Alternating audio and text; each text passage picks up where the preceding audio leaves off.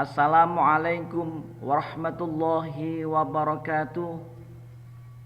Hamdan wa sana'an laka ya Allah, salatan wa salaman alaika ya Rasulullah. Allahumma salli wa sallim ala sayyidina Muhammadin wa ala alihi wa ashabihi ajma'in, amma ba'du. Ustadz ustadzah, Bapak Ibu guru yang saya hormati, alhamdulillah semakin hari metode membaca Al-Quran Mahabbati ini semakin berkembang, sehingga saya sebagai penyusun perlu membuat sebuah video bagaimana cara mengajarkan metode Mahabbati ini agar dalam pembelajarannya nanti sesuai dengan ketentuan yang sudah ada. Baik Ustadz Ustadzah yang saya hormati, Bapak Ibu guru semuanya, Mahabbati jilid 1 ini bisa digunakan untuk anak usia 3 sampai 5 tahun. Pada kata pengantar, di sini ada kompetensi yang harus dicapai oleh seorang ustadz atau guru dalam mengajar. Jika kompetensi ini tidak tercapai, bisa dikatakan pelajaran metode membaca Al-Quran Mahabbati jilid 1 ini kurang sukses. Bagaimana kompetensinya? Mahabbati jilid 1 diharapkan santri atau siswa hafal. Harus hafal Bapak Ibu, hafal, faham. Apa yang dimaksud dengan faham? Faham itu bisa membedakan ini huruf apa, ini huruf apa, bisa membedakan. Ini yang berharokat dan tidak berharokat, ini bisa membedakan. Serta bisa membedakan huruf-huruf hijaiyah yang berharokat fathah dan tidak berharokat fathah.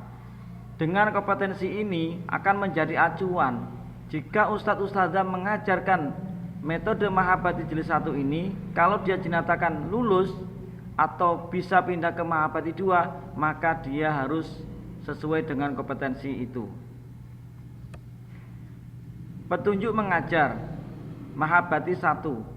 Mahabbati jilid 1 merupakan dasar. Jadi Mahabbati 1 ini merupakan dasar siswa untuk bisa membaca Al-Quran. Pemahaman huruf hijaiyah sangat diutamakan. Jadi pada Mahabbati 1 ini memang sebuah dasar. Jika Mahabbati 1 ini tidak bisa, maka Mahabbati 2 saya yakin pasti tidak bisa. Oleh karena itu pemahaman huruf hijaiyah sangat diutamakan. Yang kedua, jangan membiarkan siswa memanjangkan huruf yang tidak panjang, karena akan membuat anak terbiasa. Jadi kadang-kadang anak itu membaca huruf misalkan a, ba, itu harus dibenarkan. A, ba, jangan dibiarkan agar tidak terbiasa. Yang ketiga, biasakan siswa melafalkan huruf hijaiyah sesuai dengan makharijul hurufnya. Jadi memang dalam realita kalau anak umur 4 atau umur 3 atau 4 tahun itu mungkin belum bisa atau belum fasih ketika melafalkan huruf hijaiyah. Tapi jenengan sebagai seorang guru atau ustadzah harus fasih dan benar. Dengan jenengan membaca benar, maka santri atau siswa akan menirukan bahwa memang itu bacaan yang benar. Kemudian yang keempat, bila siswa dalam tes masih lebih 3 kali membaca salah, mohon jangan dipindahkan ke halaman berikutnya. Bapak Ibu ustadz ustadzah yang saya hormati, di metode ini tes itu dilakukan setiap halaman. Setiap halaman dilakukan tes. Halaman 1 sampai halaman 32 ini yang tes, yang memberi tes adalah ustadzahnya. Kemudian halaman 33, halaman terakhir, ini yang memberi yang mengetes ini adalah pengasuh atau kepala sekolahnya. Kenapa demikian? Agar seorang pengasuh tahu perkembangan santrinya. Keberhasilan seorang guru dalam mengajar bukan hanya karena kepandaiannya, tapi juga keistiqomahan, ketekunan, kesabaran, serta keikhlasannya. Nah, bagaimana cara kita mengajar? Bapak Ibu yang saya hormati, di halaman belakang itu ada lembar partisipasi siswa.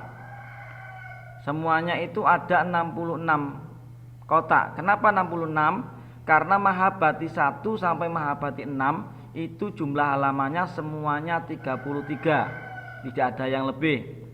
Nah, cara mengajarkan, misalkan asyikoh mengaji halaman 1 itu hari Senin tanggal 26 bulan 7, maka pertama kali dia mengaji ditulis di nomor 1, hari Senin tanggal 26 Juli 2021. Setelah dibaca ternyata dia belum bisa, maka diberi belum lulus paraf ustadzah.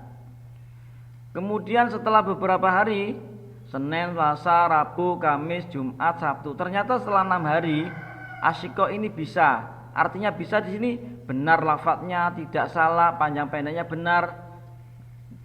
Maka seorang guru bisa memberi sip pada halaman 1 dan menulis tanggalnya. Kemudian di halaman terakhir, di halaman lembar partisipasi siswa, ini ditulis Sabtu tanggal 31 bulan 7 2001, halaman 1 dinyatakan lulus paraf ustadzah.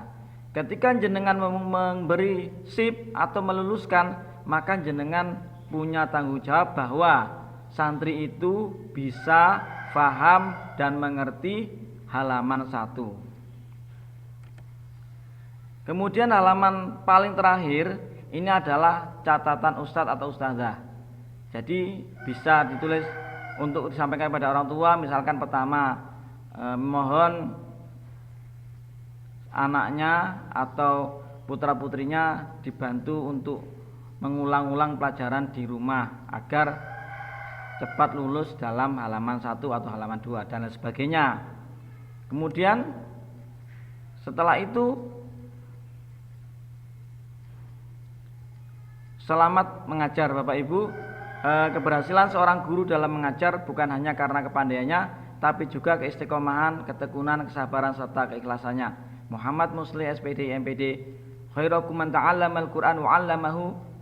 Wassalamualaikum warahmatullahi wabarakatuh.